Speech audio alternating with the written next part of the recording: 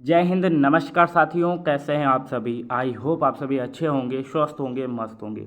दोस्तों, आज के सेशन के माध्यम से हम जानने वाले विटामिन से संबंधित कुछ महत्वपूर्ण प्रश्न। अगर आप भी CUT UG की प्रिपरेशन कर रहे हैं तो आप सही चैनल पर आएँ, क्योंकि इस चैनल के माध्यम से आपको वही कंटेंट प्रोवाइड कराया जाता है जो आपके एग्जाम पॉइंट ऑफ व्यू हो सकता है ना। तो सबसे पहले आज हम रूपरेखा जान लेते हैं कि आज के सेशन के माध्यम से हम क्या क्या सीखने वाले हैं। ठीक है, तो आज हम सबसे पहले सीखेंगे विटामिन के रासायनिक नाम क्या क्या होते हैं, विटामिन की कमी से होने वाले रोग कौन कौन से होते हैं, और साथ ही साथ हम ये भी सीखेंगे कि विटामिन को प्राप्त करने के स्रोत कौन कौन से हैं। ठीक है, लेकिन अगर आप सभी चैनल पर आए तो चैनल को सब्सक्राइब करें और वीडियो को अपने दोस्तों में भी शेयर करें। ठीक है, चलिए सबसे पहले हम जानेंगे आज विटामिन की कमी से होने वाले रोग कौन कौन से होते हैं। ठीक है, विटामिन ए की बात करते हैं तो इसका प्रमुख लक्षण होता है रतौंधी। अगर आपको शाम को दिखाई नहीं देता है यानी कि आपको विटामिन ए की कमी है, यानी कि आपको रतौंधी नामक रोग है। ठीक है, ये आपको याद रखना है। विटामिन B1 की बात करते हैं तो इसका प्रमुख लक्षण होता है बेरी बेरी नामक रोग होना। ठीक है, विटामिन B2 की बात करते हैं तो इसमें आपको जैसे त्वचा का फटना, आंखों का लाल होना, जिह्वा का फटना, ये प्रमुख लक्षण किसके होते हैं, विटामिन B2 के। ये आपको याद रखना है। विटामिन B3 की बात करते हैं तो इसमें बालों का सफ़ेद होना, मंद बुद्धि होना या फिर बुद्धि का क्षीण होना, ये विटामिन B3 के प्रमुख लक्षण होते हैं। विटामिन B5 की बात करें तो इसमें त्वचा संबंधित आपको रोग हो जाते हैं, जैसे त्वचा में दाद होना, खाज, खुजली। ठीक है, ये प्रमुख लक्षण किसके होते हैं, विटामिन B5 के। ठीक है, अब हम बात करते हैं विटामिन B6, इसकी कमी से कौन कौन से रोग होते हैं, जैसे एनीमिया और त्वचा संबंधी रोग आपको देखने को मिलते हैं। विटामिन B7 की बात करते हैं तो इसमें शरीर को जैसे लकवा मारना, शरीर में दर्द होना, बालों का गिरना, तो ये विटामिन B7 के प्रमुख लक्षण होते हैं। विटामिन B12 की बात करते हैं तो इसमें आपको प्रमुख रोग कौन सा देखने को मिलता है, जैसे एनीमिया। ठीक है, ये प्रमुख रोग होता है विटामिन B12 का। अब हम बात करते हैं विटामिन C, इसकी कमी से कौन से रोग होते हैं, जैसे स्कर्वी, मसूड़ों का फूलना, ये विटामिन C का प्रमुख लक्षण होता है।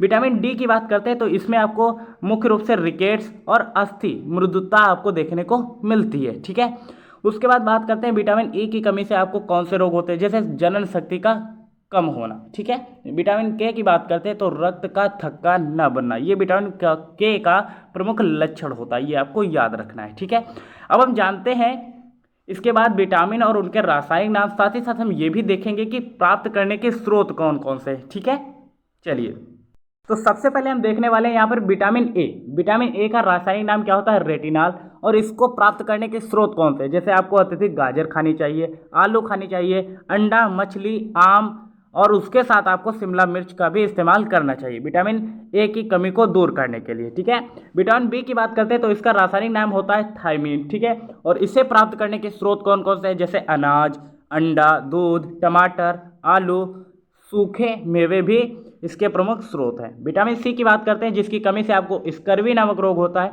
तो इसका नाम रख दिया गया एस्कॉर्बिक अम्ल। ठीक है, स्कर्वी और एस्कॉर्बिक अम्ल। ठीक है, ये आपको याद रखना है। मुख्यतः विटामिन सी का जो स्रोत होता है वो खट्टे फलों से प्राप्त होता है। ठीक है, ये आपको याद रखना है।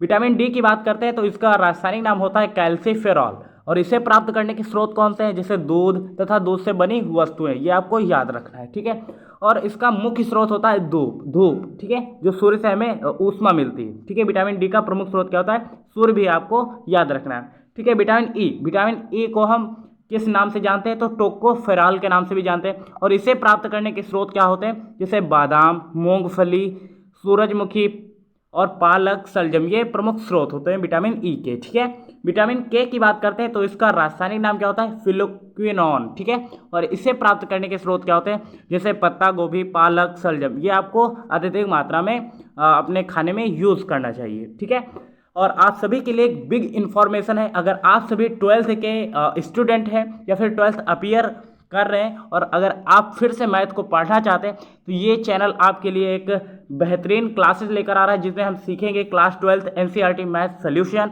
कक्षा 12 की गणित को हम डिटेल में कवर करेंगे। ठीक है, साथ ही साथ हमारी ये क्लास स्टार्ट होगी अवकलज और समाकलन से संबंधित कुछ महत्वपूर्ण सूत्र, ये बेसिक चीज़ें जहाँ से हम कवर करेंगे, चीज़ों को आसान बनाएंगे और आप सभी को इतना बेहतरीन तरीके से समझाया जाएगा कि आपको बार बार रिवीजन करने की आवश्यकता भी नहीं होगी।